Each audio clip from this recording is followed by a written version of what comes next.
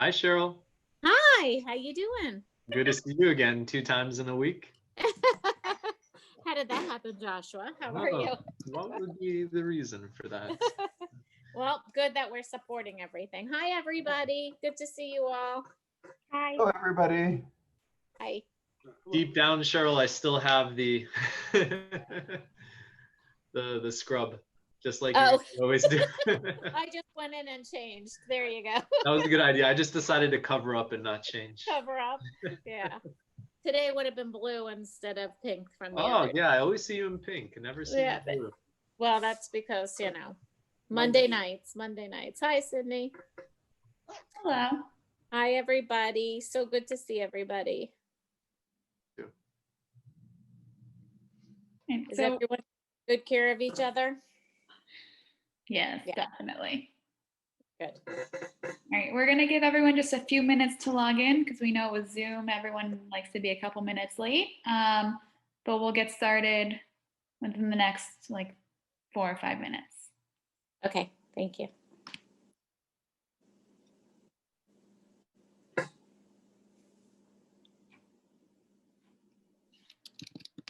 Is Elisa coming on too, or are you cooking?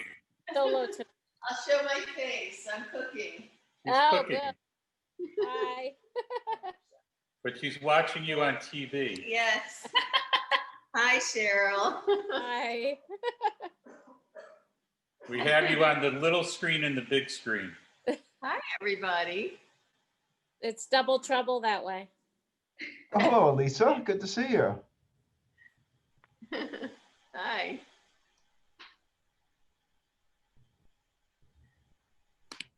Just looking at everyone's names here. Hi, everybody. Okay.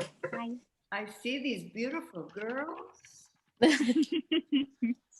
Gorgeous girls. Wow. Even in the pandemic, you excel. Wow. Judy, you look stunning.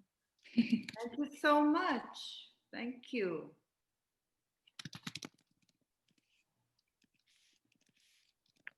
You have a caller from the Bahamas. I'm Joshua's brother, and I'm calling My you older from brother, the Bahamas Daniel. where I live. Hello, brother.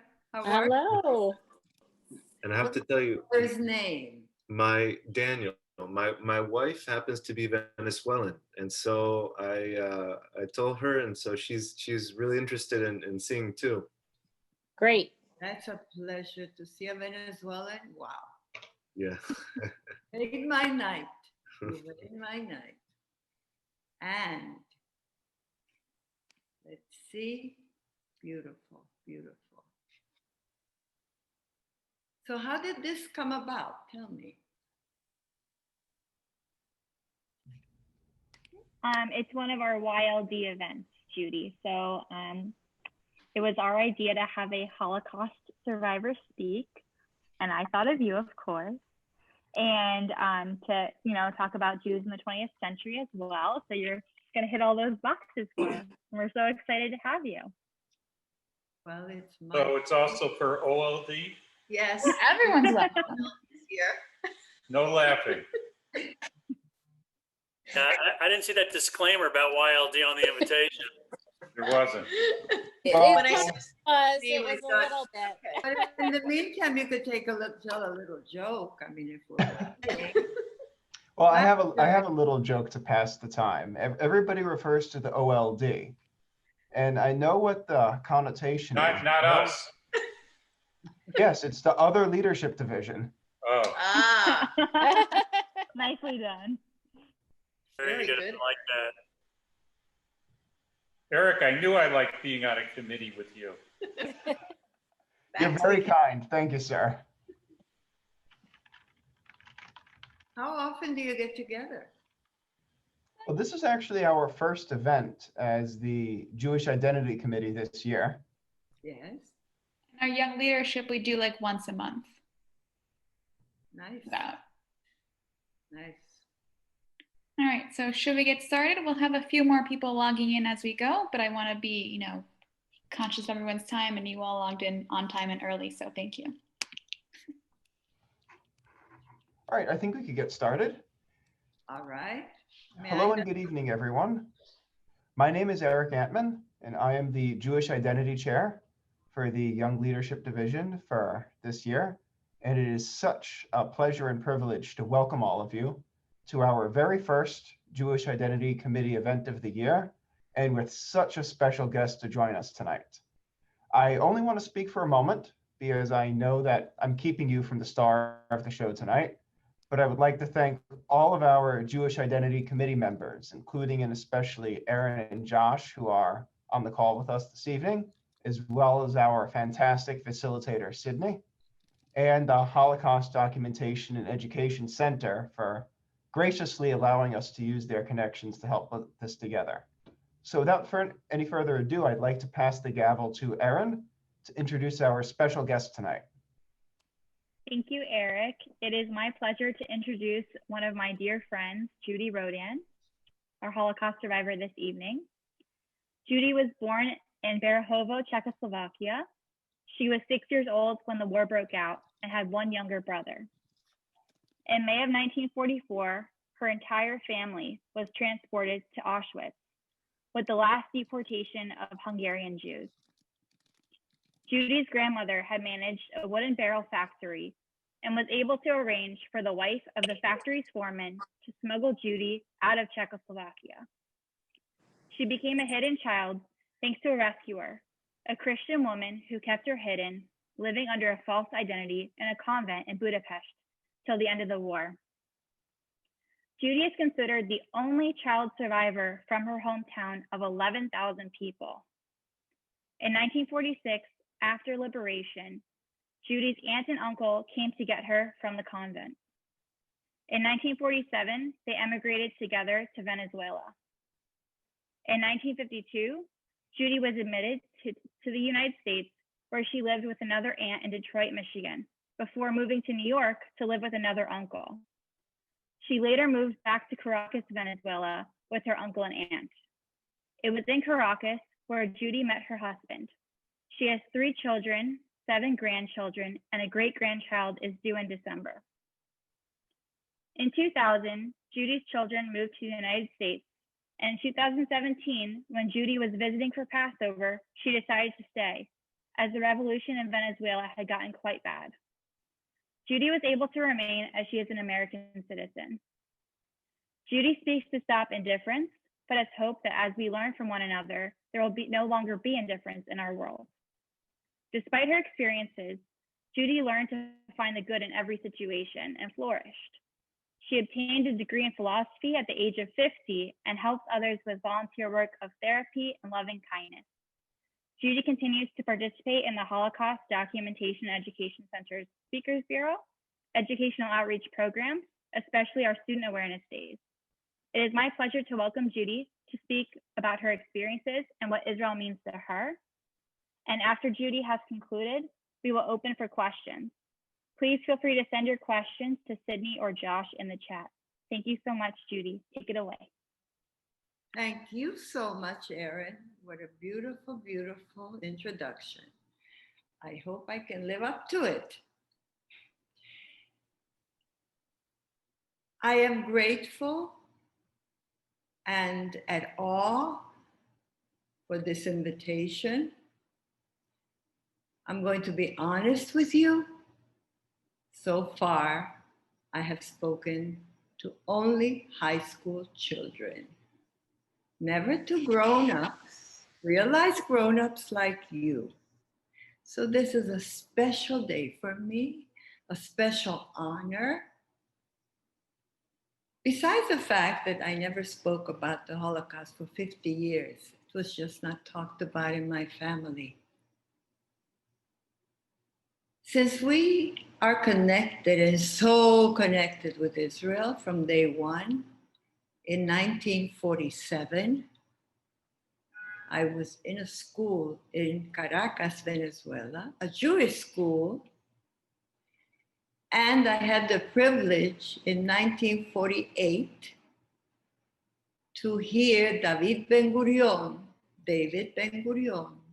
speak on the commemoration of the liberation of the state of Israel. I was very proud that Venezuela was one of the first to accept the liberation and the freedom of the state of Israel. And then came the other countries. What David Ben-Gurion conveyed to me, by this time I'm 9 years old, was the following. I want all the survivors of the Holocaust, wherever they are, to study hard, work hard, and live. All my life, I followed those rules, and they worked. So, I'm going to give you a little bit of my story. At the age of 6, my mother, my little brother, and I went to visit my grandmother, which was a program for every afternoon. My grandmother was a very strong lady, but also very loving. When we arrived there every afternoon, she would come to the door herself, hug us, kiss us, lifted me up, lifted my little brother up, gave us caresses, talked to us in such a beautiful voice. That day, that did not exist. I didn't understand what was going on. I looked up at my mother, and she just said with her eyes to keep quiet. And my little brother, who was a raucous child, 3 years younger than I, we never could keep him still. But that day, my mother took him in her arms and shushed to him, whispered to him to please keep quiet.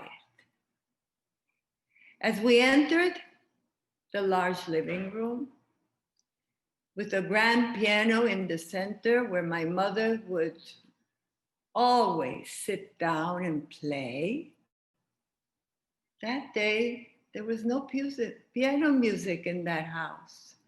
There were a lot of men dressed in suits and hats. The women were wearing tailored clothes with their purses. And I couldn't imagine why this attire. It was not a Shabbat. It was not a holiday. What was going on? As I still looked around, mesmerized by this scene, at that moment, by the way, I didn't see any of the help that were usually in the house. The help in those times were very close to us, very loving people. But that day they were not there. Of course, they were Christians. As time proceeded that afternoon, my grandmother took my hand and she led me to a lady. And she said, I want you to meet a very, very good friend of mine. Her name is Mrs. Varias. Oh, I said, Mrs. Varias. I know Mr. Varias. She says, yes. This lady is Mr. Varias' wife, and we're very good friends. As we approached, Mrs. Varias took my hand. It felt very good, very close, but I was still at awe what was really happening. My mother and my little brother were on the other side of the room just watching. And then my grandmother says, I want you to go with Mrs. Varias on a train ride to Budapest.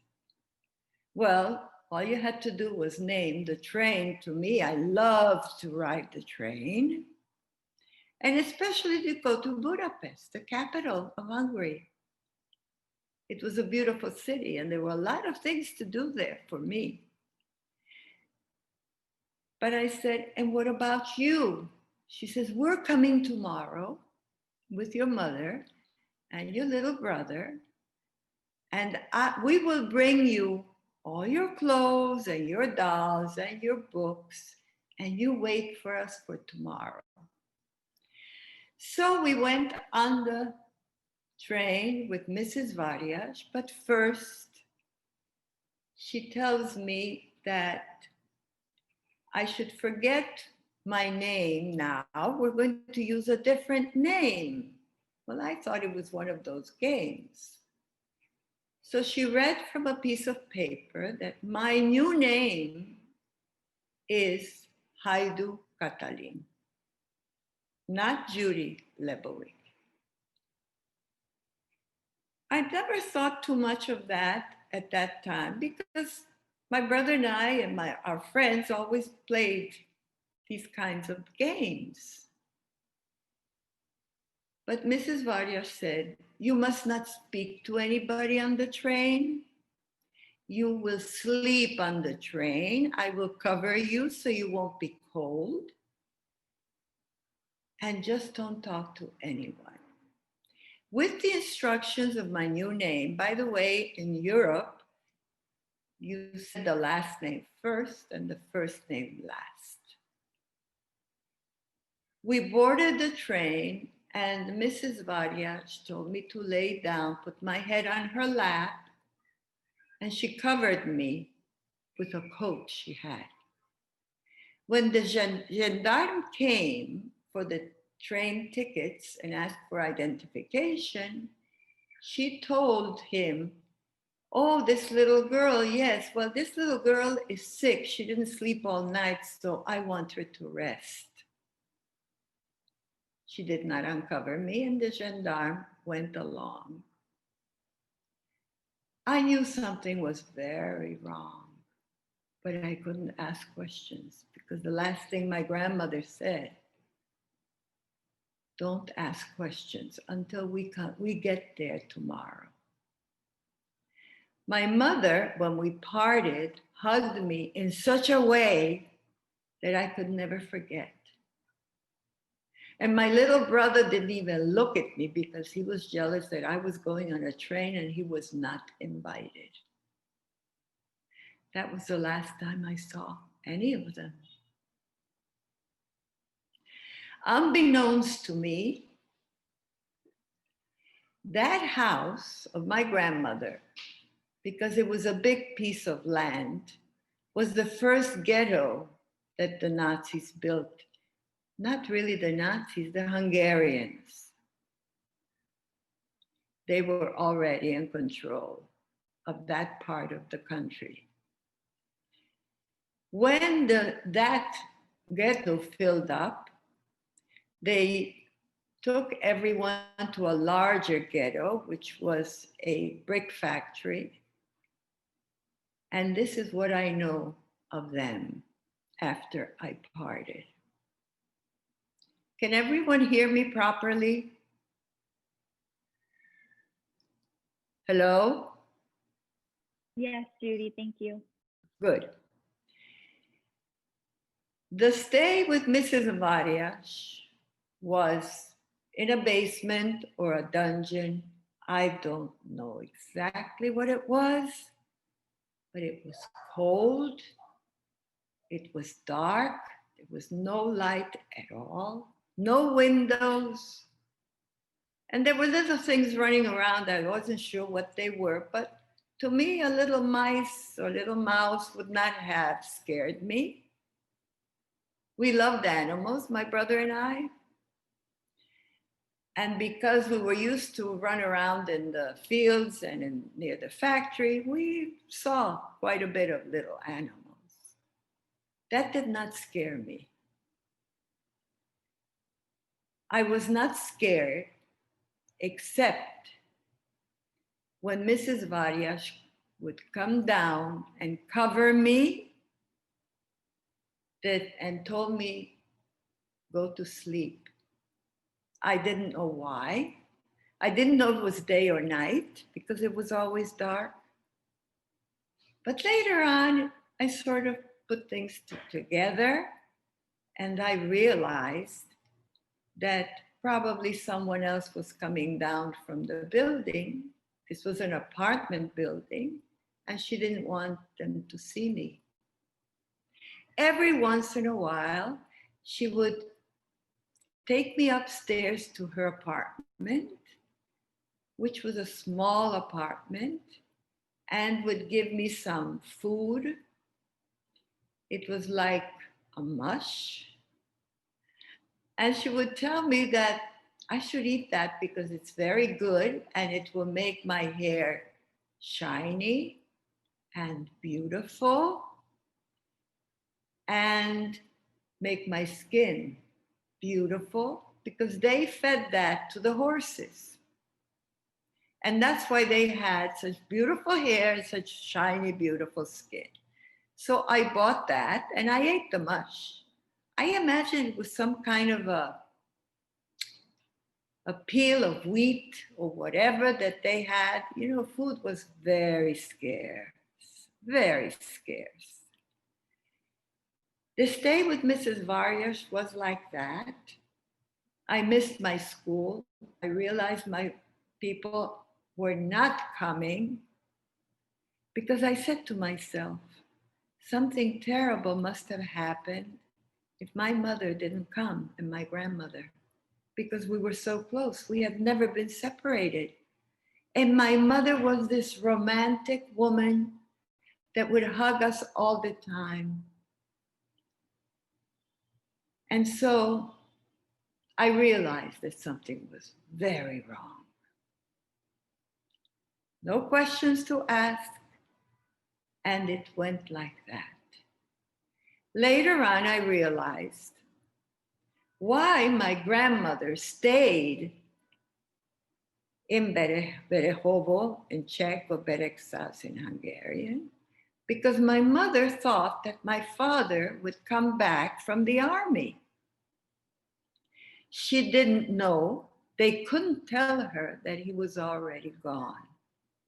My grandmother did know, but she was afraid to tell my mother, who was such a romantic and emotionally upset because her husband was not coming back. He had been away since 1942, and this was already 1944. No furlough, no vacation, only a small postcard every once in a while, just saying, I'm fine, kisses and love. If anything else was put on that postcard, the Nazis would eliminate it. They could not say where they were stationed, and the cards that my mother and grandmother and we signed with my brother were sent, but we don't know if he ever received them. There were no telephones for us. There were no cell phones, of course. There was no communication whatsoever. One day, Mrs. Varias said to me prudently that we are going to school this evening. Well, I loved school, but I said to her, but I don't have my books. She says, it doesn't matter. You will get books over there. But I have no clothes. It doesn't matter. You will get clothes there. And my dolls. To that, she did not answer. So we arrived to this building, and I looked up and I see it's a convent called Sacré-Cœur. This was not a school. This was a convent. But I couldn't ask why. Mrs. Varias keeps repeating to me, drilling me about my identity, of my name, where I come from, which was not the real city, my mother's name, which was not her real name, my father's name. It was all made up names, all of them.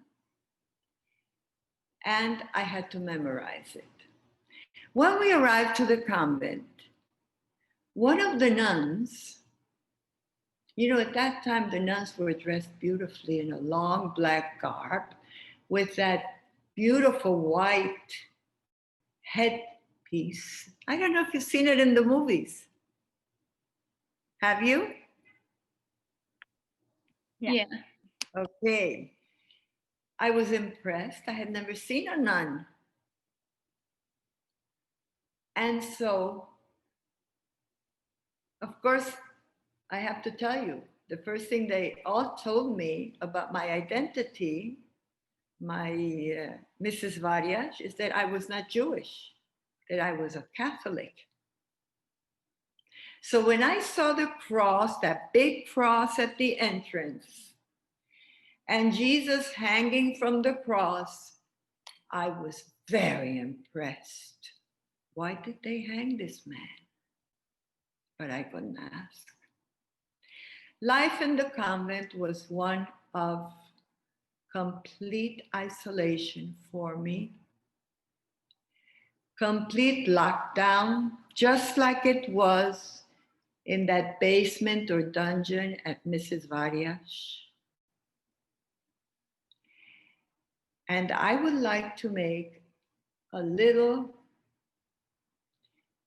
cut here of me and talk about what this lockdown meant and how does it compare to the one we're living in now. Are you with me? Yes, thank you, Yes. Judy. All right. So the lockdown in comparison to this one is similar and yet quite different. The lockdown for me and so many other people, not only the Jews, but also the persecuted, because as you know, we speak of 6 million Jews, but there were 60 to 70 million that were killed, exterminated in that war. It was the gypsies, it was the politicians, it was the communists, it was the clerics, it was anyone, the musicians, it was the writers, it was the historians, anyone that was against the regime had the same prosecution and thereby death. But first, of course, many were in hiding in similar conditions as myself. So let us do this little exercise. I wonder if we can hear each other now. Will we be able to, Sydney? I'm sorry, what? Can we hear each other now? Yes. Good. Yes. Okay, so let us do this comparison of what we're complaining about today, because it is to complain. There's fear, just like there was fear in the 1940s. There's prosecution in the 1940s, but not right now. Is there lack of food? Yes, in the 1940s, but not right now. Is there fear of going out and meet with others? Yes, that existed in the 1940s because we could not agglomerate on the streets, not with Jews and not with Gentiles. So fear, panic proliferated constantly in the 1940s. Who would be caught, who would be sentenced, who would be sent away wherever they wanted to send the Jews and all the peoples that were against them away. Thank God we have some similarities now in this pandemic, and we have to treat it very carefully because the fear is one of the most serious elements in emotions.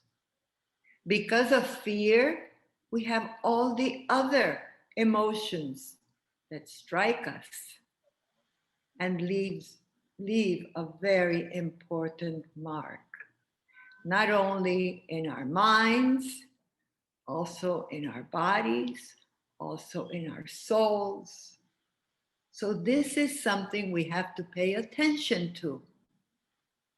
Plus the fact, if we do a little more comparison with the 1940s, everyone was hoping and praying to get out of there. Here, now, where are we going to go? Just like at that time, where were they going to go without being caught? My hiding in the convent was a very, very tough one. Not only because it was not my identity, not only because I was away from my family, and I was under a different type of life. Very disciplinarian, very cool, except a few nuns that were so nice and loving to me that I will never forget, especially the Mother Superior. This was Catholicism at its best. I learned every rule in Catholic religion. I recited all the prayers. I did the First Communion. And I have to tell you a little bit of, I don't know if you know anything about Christianity, Catholicism, but I will explain. Before you do the First Communion, you have to learn the catechism by heart. That was not a problem. I learned it by heart and I could recite it. But we also had to make up a list of all our sins so that on the day of the real communion, where we were given that little cookie, I called it, but it was not a cookie. And that was the presence of Jesus Christ that we swallowed, and we were blessed by the priest. But before that, we had to enter this little hut on the side and the back of the church, where we would go in and kneel, because on the other side of that hut was the priest. He was to listen to our sins, which had to be written on a piece of paper, and then absolve us and bless us. And then we could go to our First Communion. Well, that to me was a big time nervous issue. How am I going to lie to the priest on the day of my communion? You see, my little brother always told stories. And my mother was after him not to tell these stories because he would run in and he said, he just saw a big man with 3 heads. And my mother would soothe him that there's no such thing as he should please not say lies. So to me, lying was not good. It was very bad. And here I had to be in front of the priest and tell my name with a lie. I was not that Catalin. To my surprise, when I went into the little hut, the priest, whom I could not see, but he could see me, he asked me, "What is your favorite sport?" Well, I breathed, I smiled. I didn't have to tell my lying name. He wanted to know what is my favorite sport. And I told him I like to climb trees. He said, "So go out and climb your tree." These were the kind of people, my friends, that I had the luck to have them near me and to help me on with the hiding, with this, yes, with this complete estrangement from society, from friends, just like we have it now. We're going to have a Thanksgiving. How many of us will be able to be with their family if they're in another place, another city, another state? It's a very sad situation. So now, because we have to deal with this element of fear, I ask all of you to do a little homework tonight, tomorrow, whenever you can, to analyze 2 words. The late Lord Jonathan Sacks, the chief rabbi of the United Kingdom, recently, before his passing, gave us this information. What is the difference between hope and optimism?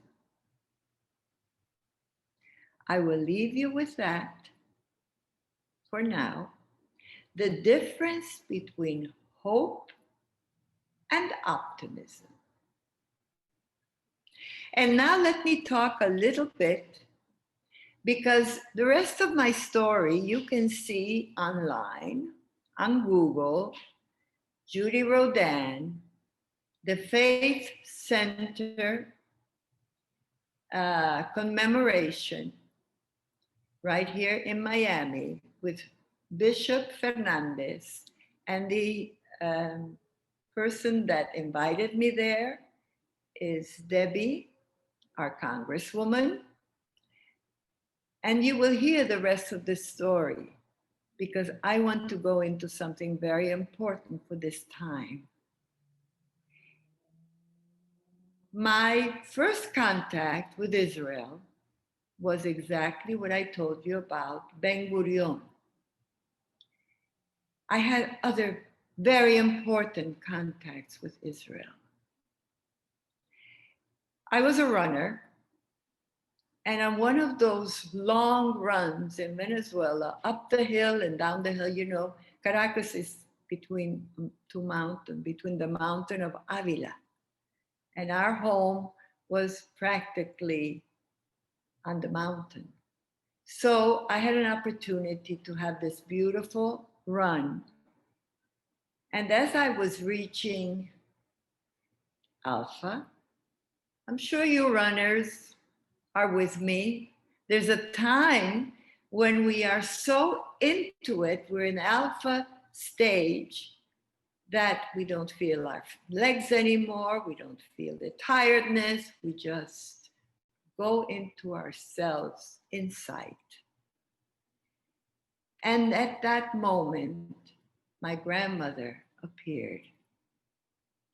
How did she appear if I was running?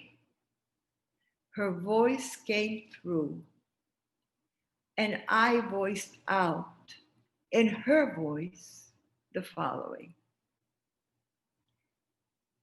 tell my daughter that she will be fine. Tell my daughter, this is to my Aunt Susan, who was in Los Angeles and just had a serious coronary surgery. Of course, we were all very worried about that. And my grandmother kept saying, tell my daughter that she will be fine. She will live a long life. I was very surprised, and she kept on talking. And she said, I'm here with your mother, with your little brother. He's as raucous as ever. And I'm here with your father. And we love you very much and are very proud of you. This was in 1976, my first encounter with my grandmother. And she goes on to say, don't think that we suffered in that gas chamber. We did not suffer. We were together, the three of us, and some other members of the family, all embraced together. And we did not suffer. And look what happened, she said. Now we have the state of Israel.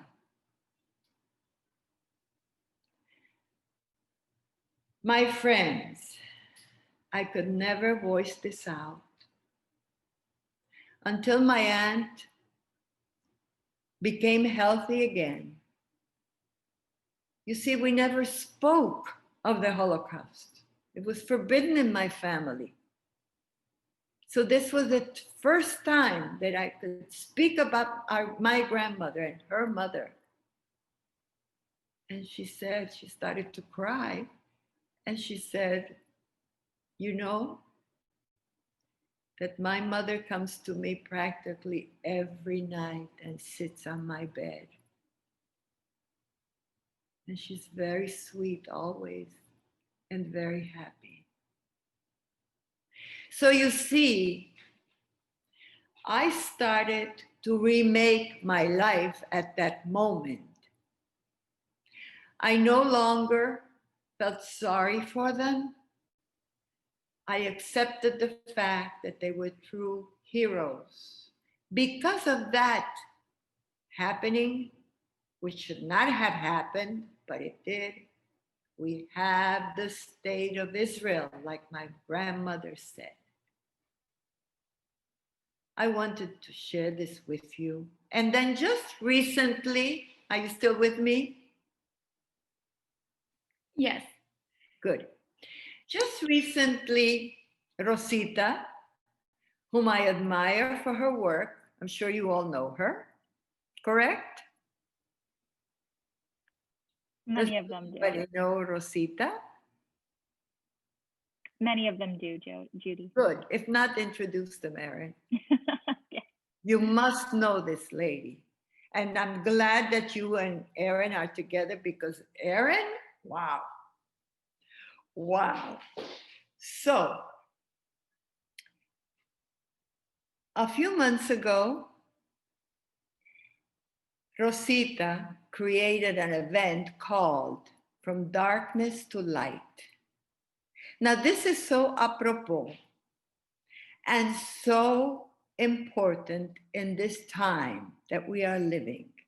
And it is so appropriate for all the survivors of the Holocaust who were persecuted, beaten, hidden, then killed. I'm sure you must have read Anne Frank, I am sure. But there were many people like Anne Frank that didn't get to write the diary. So this darkness to light was a beautiful, beautiful event accompanied by the grace of God. We have this fabulous Council of Israel in the state of Florida or Miami. Her name is Kosa. She's a young, beautiful, very, very intelligent person. And I was so proud of her, an Ethiopian little girl that has, I don't know how many diplomas, one after the other, PhDs, MBAs, whatever you want. And she's representing the state of Israel. And then all of a sudden, I'm not a big television watcher. I don't have too much time, but I see that our COSA is walking with our dignitary, the American dignitary, going to Israel, boarding the plane to sign the new treaty. That's how important our council is. I congratulate all of you for having this bliss, for having this representation, and I myself am very proud. So I wonder if this is the time that you would like to ask me questions. Hi, Judy. My name is Joshua Villanueva. I think we spoke briefly on Sunday, if you remember the conversation. So I'm going to be asking a few questions, some follow-ups. Thank you for sharing your memories and your reflections. Other people are going to chime in. They're going to send some questions over, so I'm going to communicate those questions on their behalf. But I would like to start off with something you mentioned with relationship to David Ben-Gurion, and in 1948, getting to see the declaration of the State of Israel. So you were there at the beginning. You got to see, you know, the commencement, you know, the first wave of Israel being created as a state. How over the years, you know, how has your relationship with Israel, how has it changed and evolved since you first saw Ben Gurion in 48 until today? All right, let me clear that issue. When we left Europe, my aunt and uncle, which by the way is a story by itself, they really saved me, took me out of the convent and took me to Venezuela. There was no possibility to enter the United States nor to enter Israel. The only possibility was to buy these visas to Venezuela, who, by the way, were wonderful to us, absolutely wonderful. To this day, I'm grateful. And I was in a Jewish school in Venezuela, Colegio Moral y Luces, Herzl Bialik. And we were in the school and paraded out to the patio to hear David Ben-Gurion's speech, which was over the loudspeaker. He spoke in Hebrew, and one of the Hebrew teachers in the school, because it was a Jewish school, translated it to Spanish. Is that clear? What do I think of Israel? To me, Israel, please write this down, is the torch and the lamppost to our light. Okay.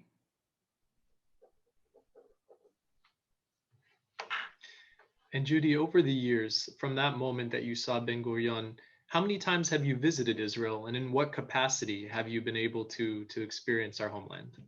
Again, I did not see Ben Gurion. I just heard him over the loudspeaker. I did not travel much. The time that we went finally to Israel, my husband and I will tell you why. I never saw my people dead. I didn't believe they were dead. I thought that someday I will meet them again. This was a fantasy I started at age 6. And I held on to my fantasy because I just couldn't let go. You see, it was really never told to me that they are dead. And I was not a witness. And I thought that if they existed, if they were still alive, they would be in Israel. But I was also afraid that if I went to Israel and would not find them, that it would be worse for me. So I did not travel to Israel until 1972. Of course, I did not find them. Does that answer your question? That answers my question, Judy. Thank you. It's very interesting that when you moved to Venezuela, Venezuela was a country of refuge for you, with open arms. But interestingly enough, a lot of the Nazis also fled to Latin America. I remember my father, for example, who was from Chile, telling me about the Nazi communities in the south of Chile and in Argentina. Did you ever have a fear about Nazis in Latin America or their collaborators? We knew that there were these big settlements and big time Nazi heroes in Argentina, in Buenos Aires, in Paraguay, in Uruguay, but not in Venezuela for some reason or other. And let me tell you, the Venezuelan people didn't even know what a Jewish person was. They called us Turcos. Turcos mean Turkish. Because somehow the Jews were, a little this color, that color, spoke a strange language. And the Venezuelan people are such good people. There was no anti-Semitism there. There was no anti-immigration issues. They took us in. They helped us. I lived in 18 different homes until the day I married. All those people were wonderful to me. Because my aunt and uncle had to go to the interior, to El Tigre, to work. They bought a little pension, which was like a bread and breakfast little hotel in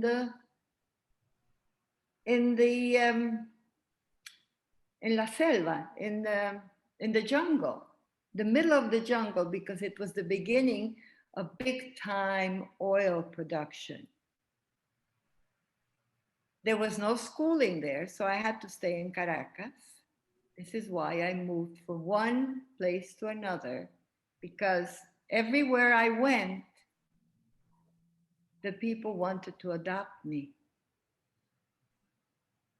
And because I had this aunt and uncle in the United States, they did not agree. They just wanted me to come to the United States, and they filed papers for me, but that took several years until the US immigration allowed me to enter. So in the meantime, I was going from place to place. I enjoyed each place. They were wonderful people. We keep up the friendship. We are like family. We're very good friends. And this was my life in Venezuela. Judy, I've seen you've had the opportunity of, heard and read some of your story. You've had the opportunity to live in so many places, not just Venezuela. You were in Detroit. You now live in South Florida. You've been in Israel. You've seen so many Jewish communities around the world. And so the question I have for you is, as a Jewish person, where do you feel is the place where you're most able to live as a Jew freely, to live a Jewish life out of all the places that you've been to? I'm a little bit different.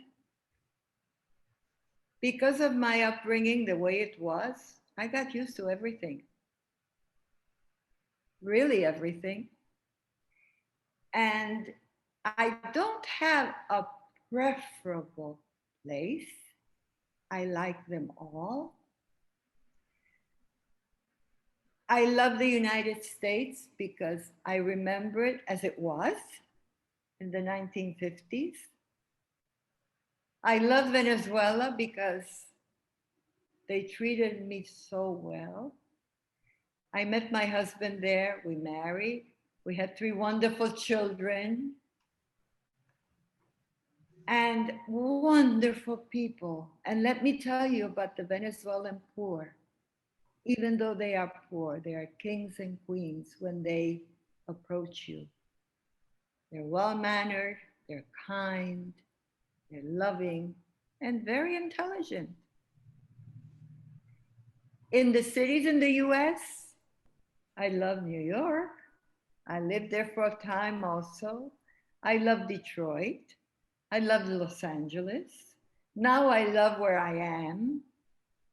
In the beginning, I missed Venezuela. I still miss it, but I miss it mostly because of the activities. You see, besides my commercial activities, I'm a therapist. I work in psychoneuroimmunology, and we have had a center where the poor people would come for treatment. Psychoneuroimmunology is a scientific therapy, and doctors would send their patients because they just couldn't either afford them or didn't have enough time, and we gave them all the time they needed to improve their lifestyle. And if they had an issue of illness, to be able to live with it. Does that answer your question? Yes. We actually have a question from someone here with us. So the question is as follows, Judy. There are a lot of young people on this call. What advice would you give us to take into our lives as young people? How young? How old? I think we have, what is the youngest person? Maybe in their 20s.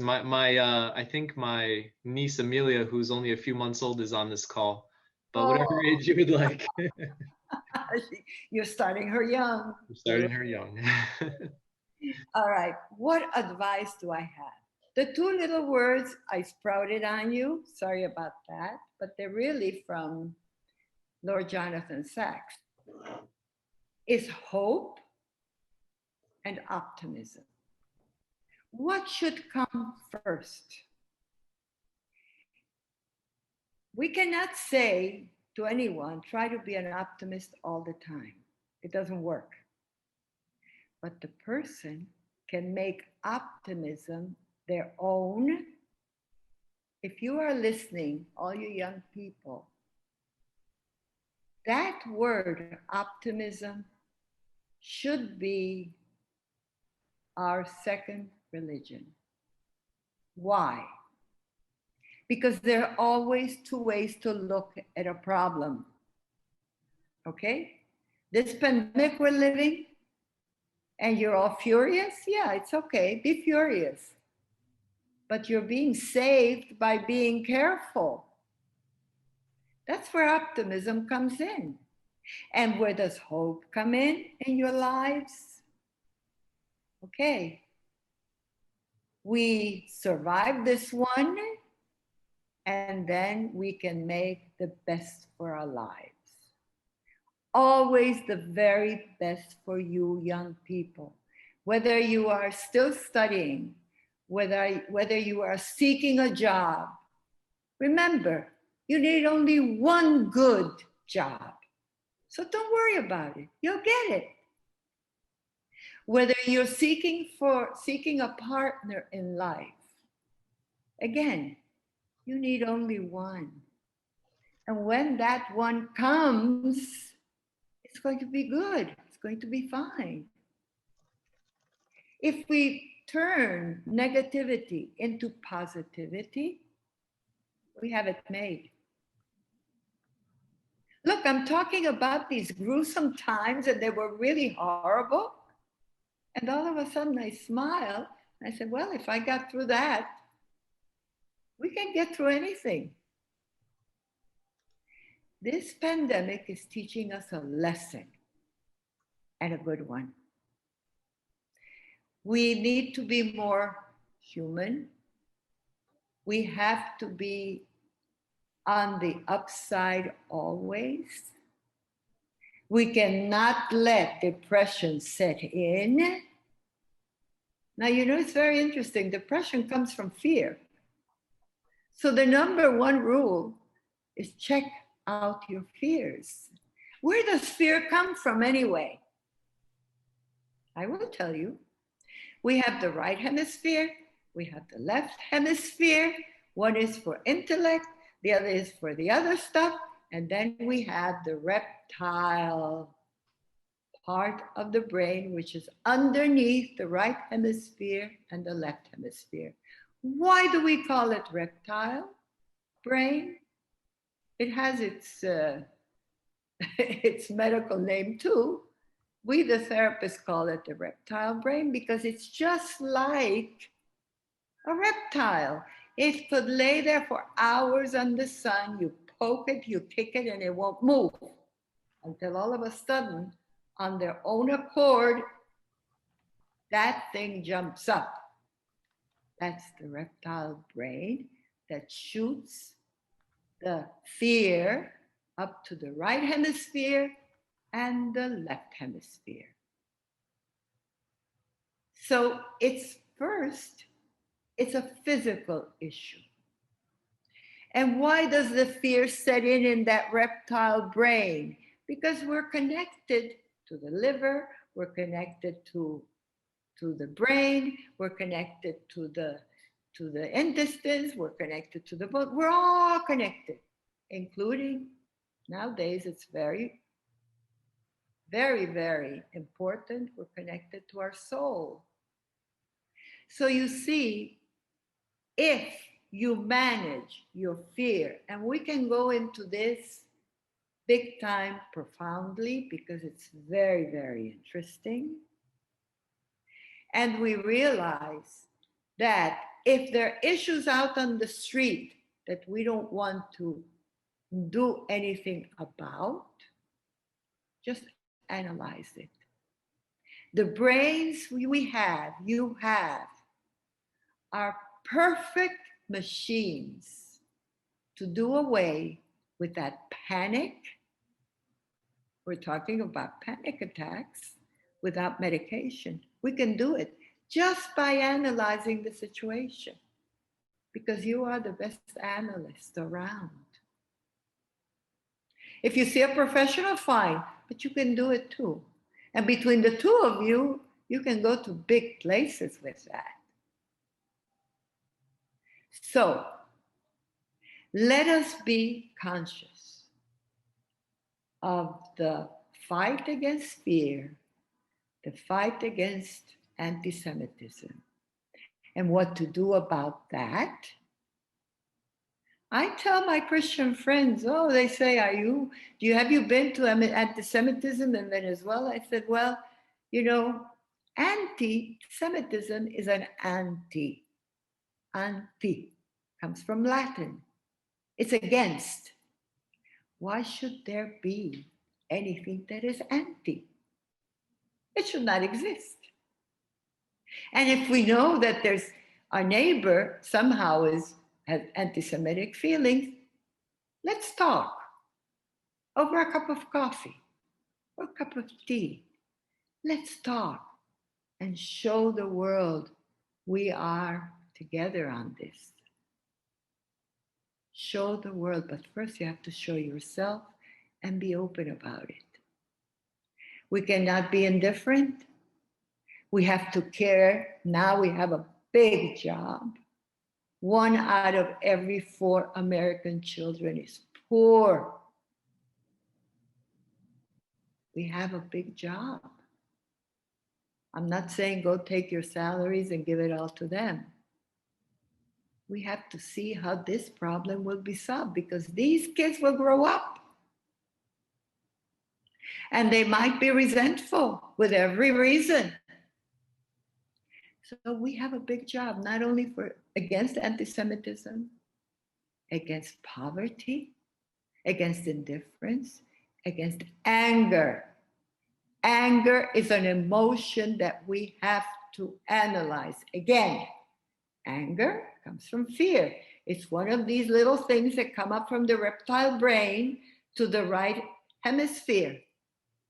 And that anger is powerful and destroying. So you see, with our own work, we can be much happier, much better, much more located in this era, because it's a difficult era. And yet, it can be beautiful. That's what we have to work on. So that's when hope comes in from the Lord, from Lord Jonathan. Remember about hope. And if this person now is angry at us or nasty at us, let's hope that he will calm down. And tomorrow we can have a little talk.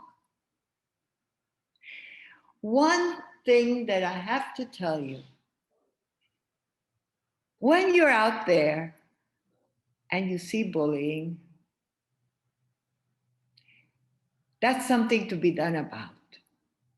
We cannot allow bullying in the family. We cannot allow bullying at home. We cannot allow bullying on the street. We cannot allow bullying anywhere. And that is also a prime job to tackle. From bullying, you can create a war in no time. So God forbid we should do that. It has to stop. It has to stop with therapy. The other day, I went out, my morning walk, and I see a mommy beating up her child out there on the street. Well, you know, my heart broke for that little kid. And not was she only hitting him, but also verbalizing some terrible things. Because verbalization is also big time bullying. Watch it, right? So I can't mind my own business. I go to the mother and I change the subject. I said some stupid things. Did you see that pizzeria is opening up across the street? And she looked at me like I was out of my mind. And then I smiled at the little boy. He must have been 4 or 5 years old. And he smiles back from all the beating. He just crossed the line and smiled back. And I got to talk to the mother. First about the pizzeria. It's a good pizza, I heard. I haven't had it because I like to keep away from all those carbs. I love them, but I keep away. And she says, oh, me too. Okay. So we're in a conversation. And then at the end, I said, so what did this little guy do to you? In that tone. And she says she had forgotten. She couldn't answer me. So I asked the little boy, they were Latins, ¿Qué hiciste tú, mi amor? What have you done, my dear? And he answers, nada, nothing. So the mother was like found out. Where did that rage come from? We have to work on that rage. And I'm sure that you all do, and that you're proper citizens and great professionals. I would like to talk to each one of you separately. What do we do with time? I want to know. But someday I hope we can do it. Judy, thank you so much on behalf of all of us for your time this evening. You're amazing. You know how I feel about you. So, and I will, if anyone reaches out, I will definitely give them your information so you can stay in touch. And I just want to thank you so much for inspiring all of us. If anyone has anything else to add or any last questions for Judy before we conclude. Round of applause. I have something to say. Okay, I'm a therapist.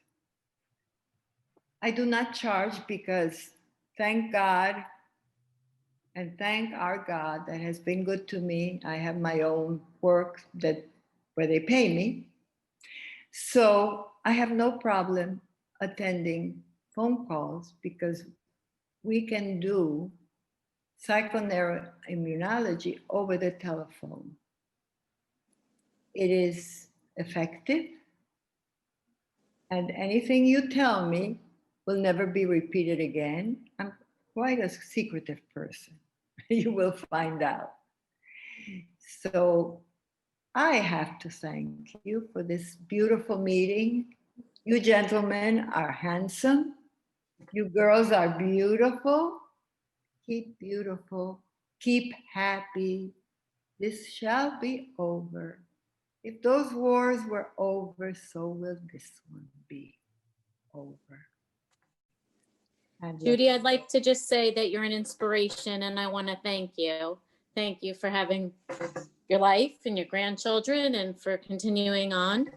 And Young Leadership Division, this is something to look forward to. You've done a great job. So thank you so much. thank you very Thank much. you. God bless you all and have a great evening. Thank you Thank you. so much, Judy. Thank you Thank you. for Thank you. spending this And evening thank with you us. everyone for joining us. We hope you had a meaningful experience as I did, and we hope we'll see you again. Thank you so much. God bless Thank you. Thanks, And just Judy. keep, Be well and be safe. thank you. You too, darling. Bye. Bye-bye. Bye, Josh. Bye, Josh. Bye. Aaron, my darling. Aaron, you're fabulous. Oh, thank you, Judy. Love you. I love Take you. care. I'll call you tomorrow. Thank you, darling. Bye. Have a good night. Thank you, dear. You too.